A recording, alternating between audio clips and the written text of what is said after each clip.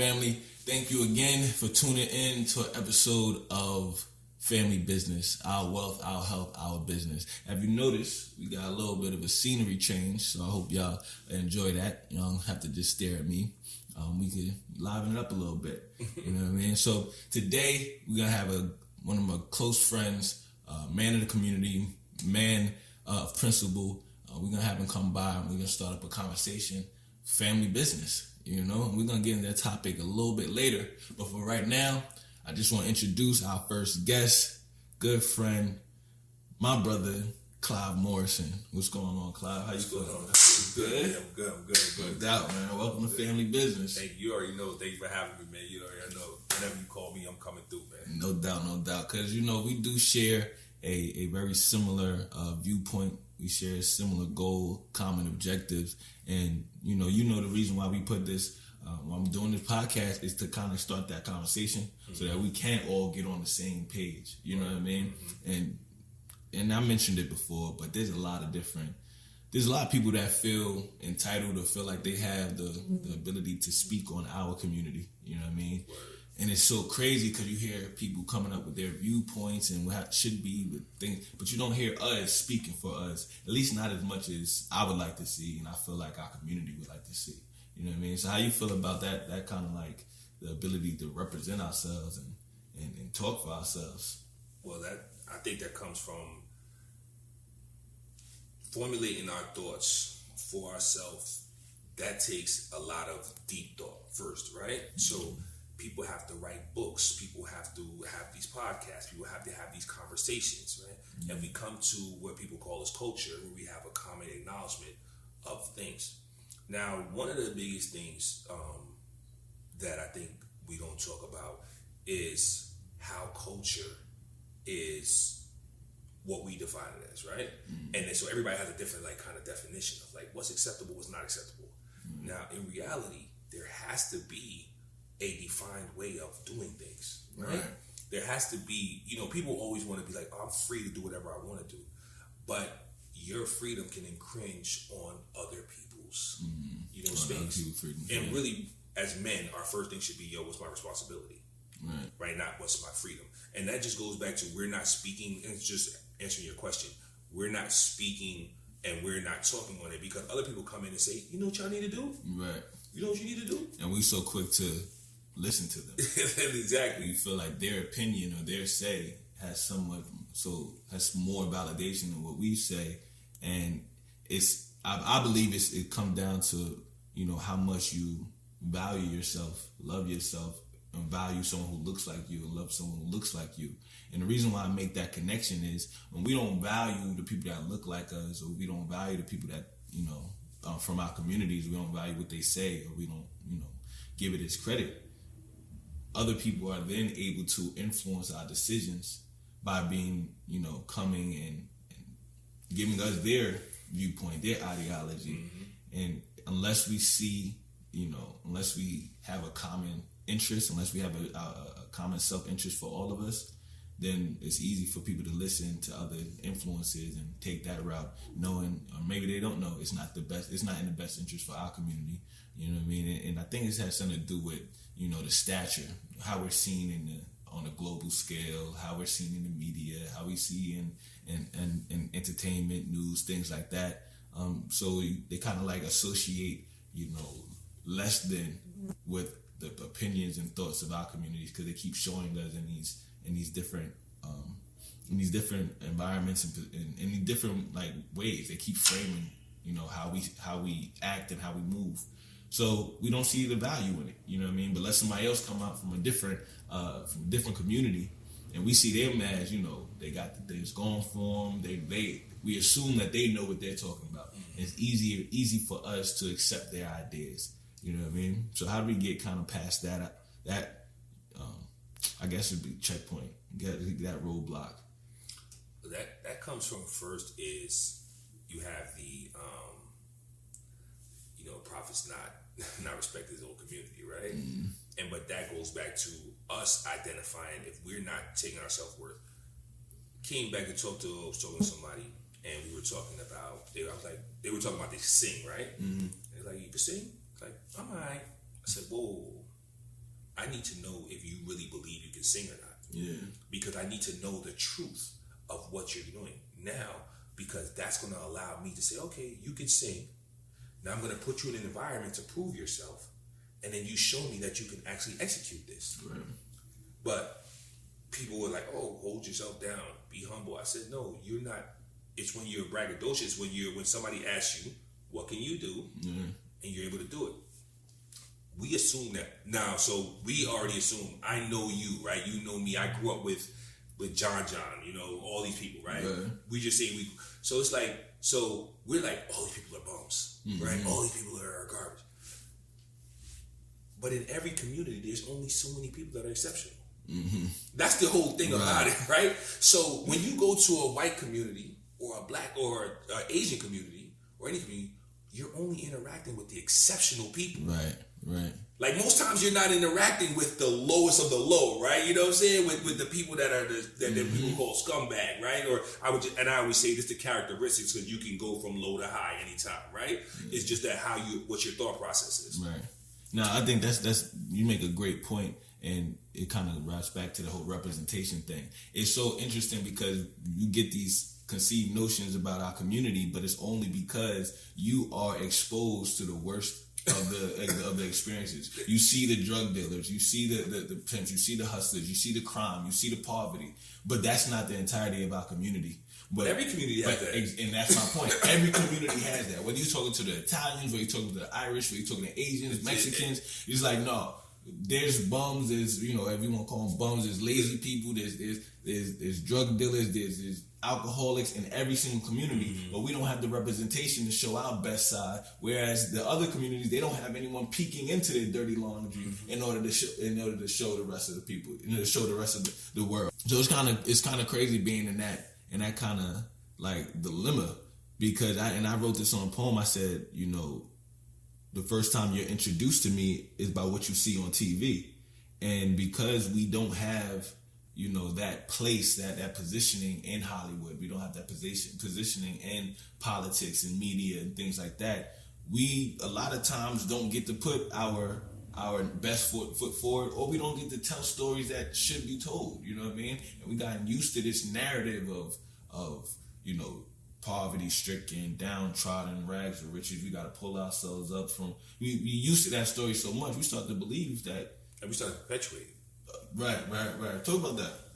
So let's go back to music back in the day, right? Mm-hmm. Where we all sold out, right? They were selling out because I'm gonna give you this. Nah, keep it real. In family business, they sold out. I mean, that's my opinion, right? But what's your definition of selling out? When you do something that's not in the best interest of the community, right? When there's a fork in the road, and you say, I'm choosing the money and not choosing the community.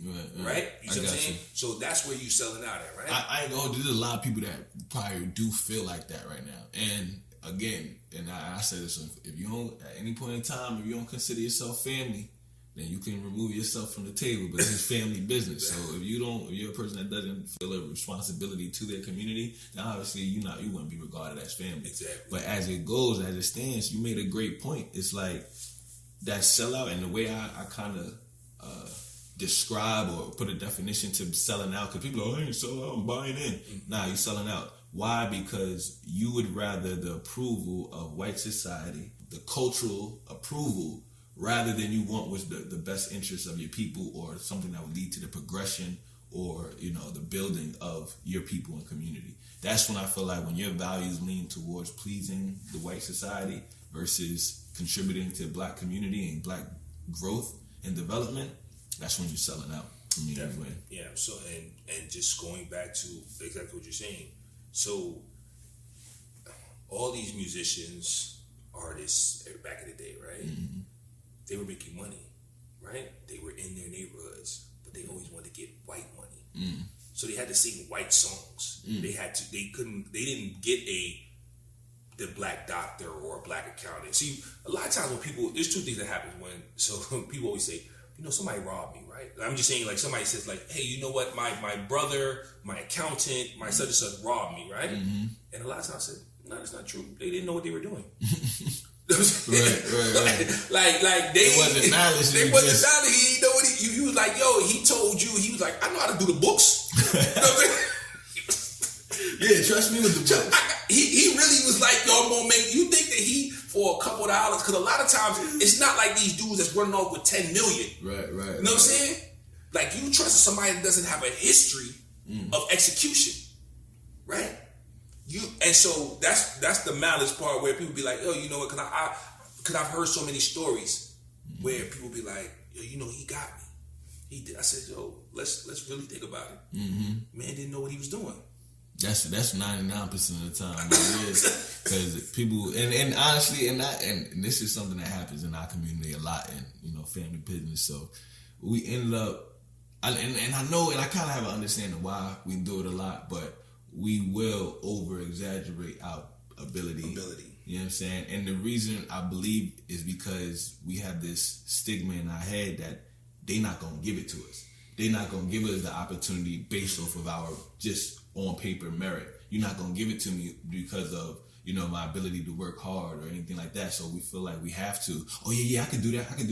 And if I had somebody when I was younger, I had someone tell me, hey, yo, listen, if they ask you if you could do it, say yes. And then learn it. You know what I mean? Because there was such a scarcity of jobs, a scarcity of ways for us to provide for our families and our communities.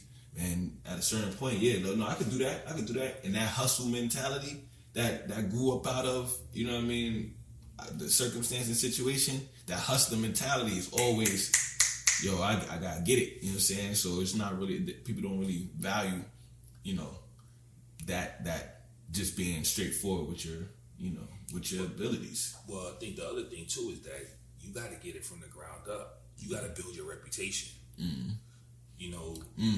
That's the thing. And then people don't take the time to build up their reputation. They want to jump. Right. And they want to be in the NBA. Oh man, I be seeing people on like how people sell their services on Instagram, right? So it's like you would want a person or expect a person, okay, you've been doing this for 5-10 years. So now you created a course. Yeah. People be in it for 3 months. 3 months. Don't even know the ins and outs, but they got a course out. Yeah. I'm like, yo, you didn't just sell me your beginning experiences. You know what I mean? Yo, look, I got a business, right? This business is pretty good, right? You know what I'm saying? We doing things, right? I be scared. I be like, whoa. I don't be want to tell them, like people like, why you don't come out with a cleaning business that you know how to start and grow a cleaning business? Mm-hmm. I said, yo, I got ways to go, fam. I don't even know that much yet, right? Because you got employees, you work in systems. I said, yeah, but you don't. But I know what's going on in the business. I know there's things that got to be fixed. I know we trying to get to another level. Right. You know what I'm saying? We fixing management. So you yourself don't even feel comfortable to. Nah, to be telling nobody like exactly what. I'm like, yo, listen. All I do is help you build systems. Mm-hmm. You know what I'm saying? Because like I can implement the systems. Mm-hmm. But for me to just have the audacity to say that, because every situation is different, right? And there's so many ins and outs. You know what I'm saying? Like but I've seen people just jump in here and be like, yo, you ready to start a cleaning business?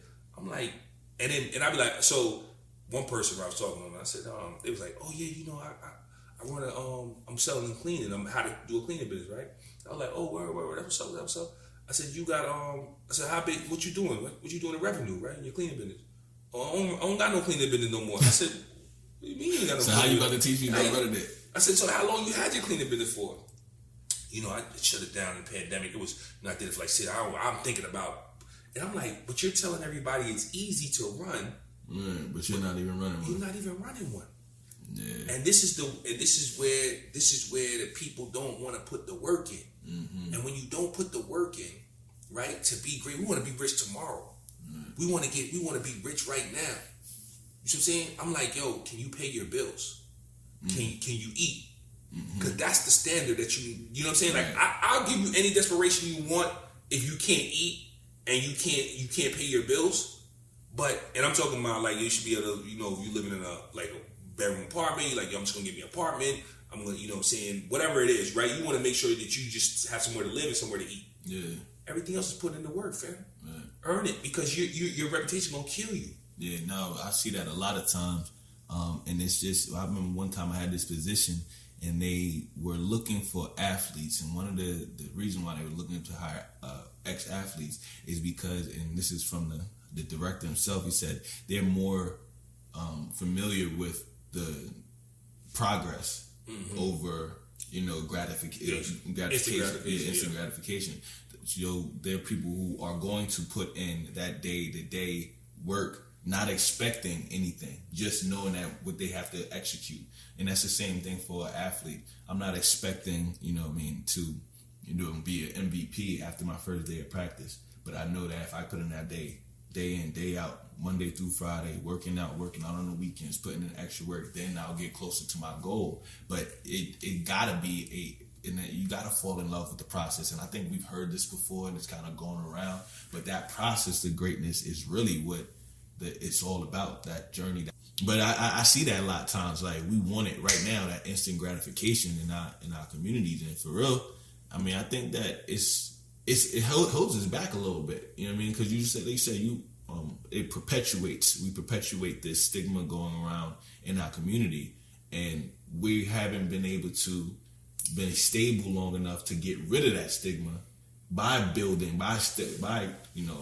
number one, keeping your businesses in the community, not selling them when they come and try to gentrify your neighborhood. Number two, being able to employ people in your community so that the value of the community stays in your community. You know what I mean? And those type of things, those practices, over time, it changes, number one, the narrative, it changes the landscape, it changes how the community is structured when you start to invest in yourself and in the community and in the things that the community is building, rather than seeing the value in someone else's community or someone else's culture. But they built all that up. You know what I'm saying? They had time. I'm not saying that. They had time. Mm-hmm. We have to take the time to understand. You know what I'm saying? Like, and I always tell people, I say, because people always be like, so there's two camps, right? You'd be like, oh, you want to blame the white man? Then other people were like, yo, the white man did this, right? And I said, no, you're both right. I said, yo, that is the blame. Like, history shows what they have done to us. Right. You know what I'm saying? Like, it's a fact. You know what I'm saying? Like, people think that there's always got to be an emotional attachment to me simply telling you what the facts are. The facts are. Redlining is a real thing. It was a real thing. Public housing is a real thing. You know what I'm saying? The projects is a real thing. It's a real thing. You know what I'm saying? It was designed as a real thing. Like, all these experiments is a real thing. There were men in a dark room talking about how they were going to subjugate black people. And it happened. Now, and this way I believe, because we share similar views, and, where we're going with this is that doesn't take away our responsibility. You know what I'm saying?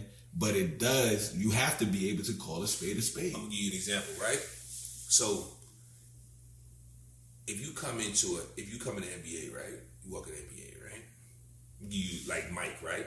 Mm-hmm. Came in the NBA, Boston Celtics, or even LeBron, you could take with Cleveland, right? You know what I'm saying?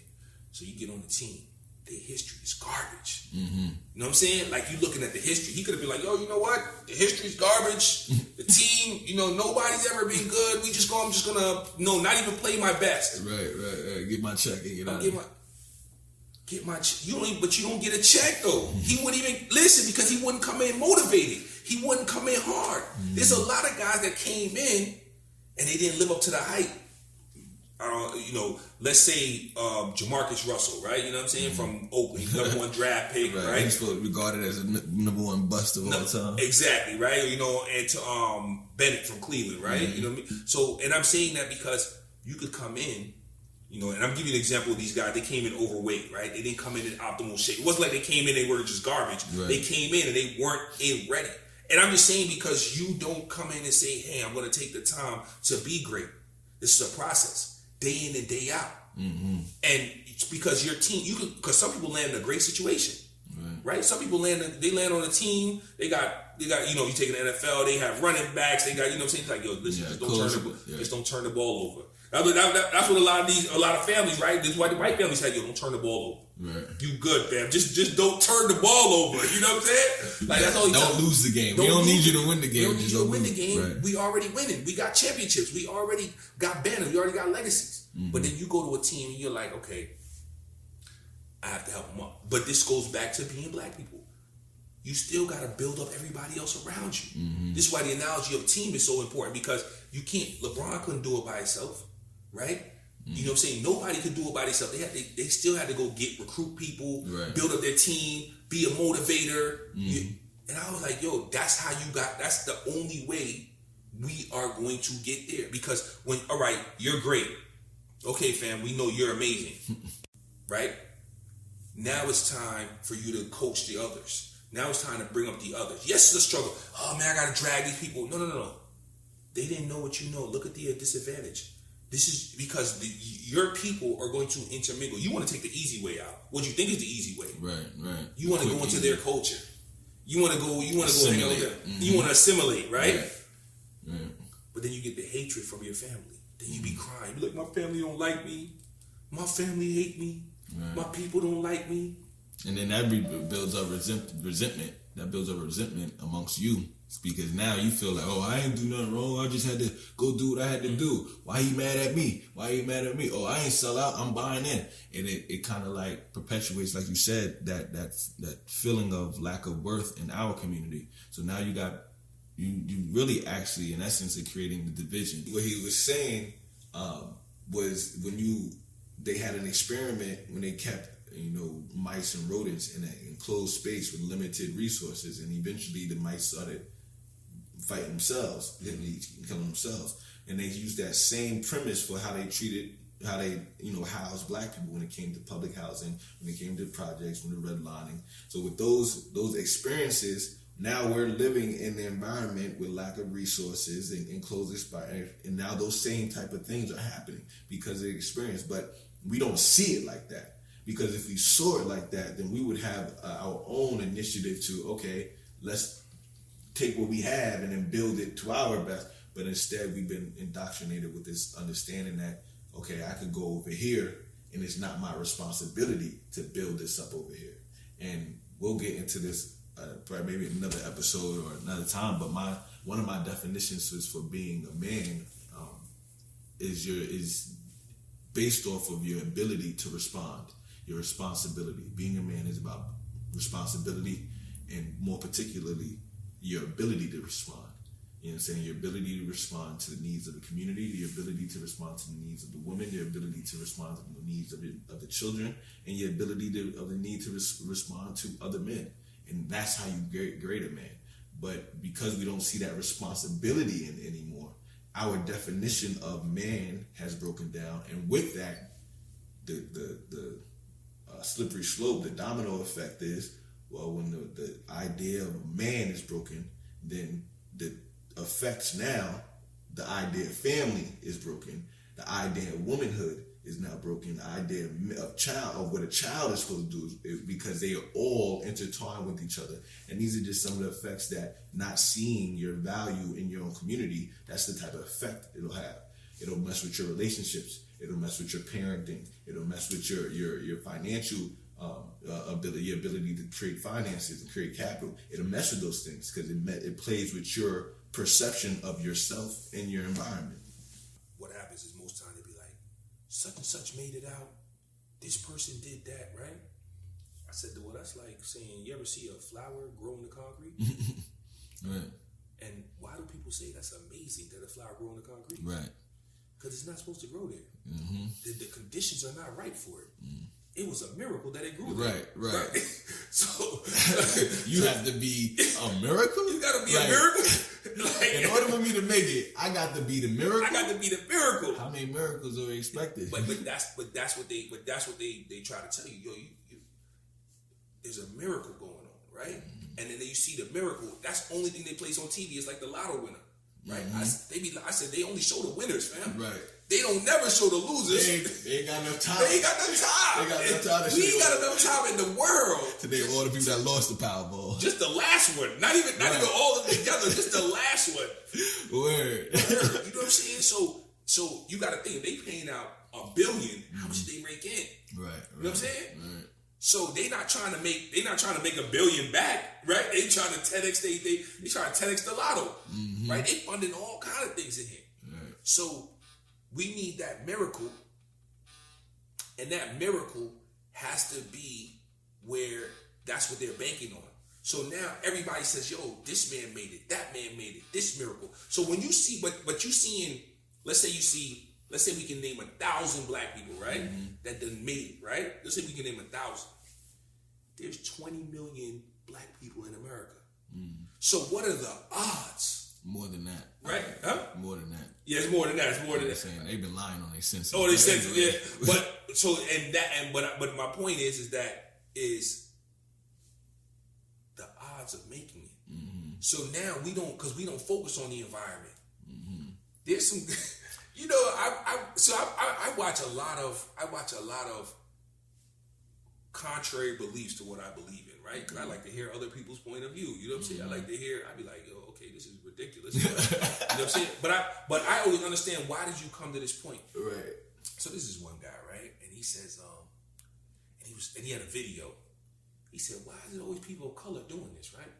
And he had a video of people bum rushing a store, right? Mm-hmm.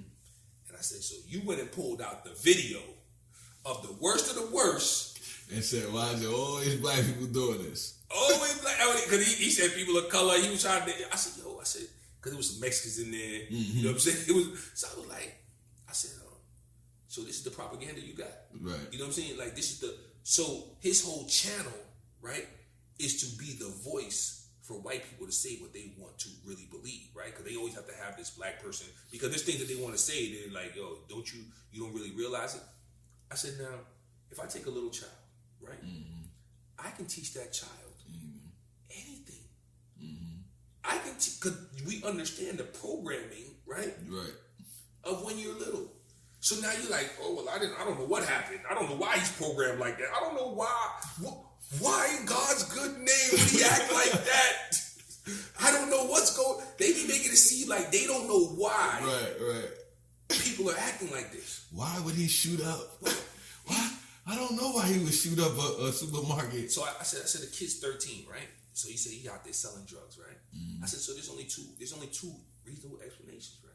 Either all young kids, young black men, are just inherently criminals, mm-hmm. or something's been done to them.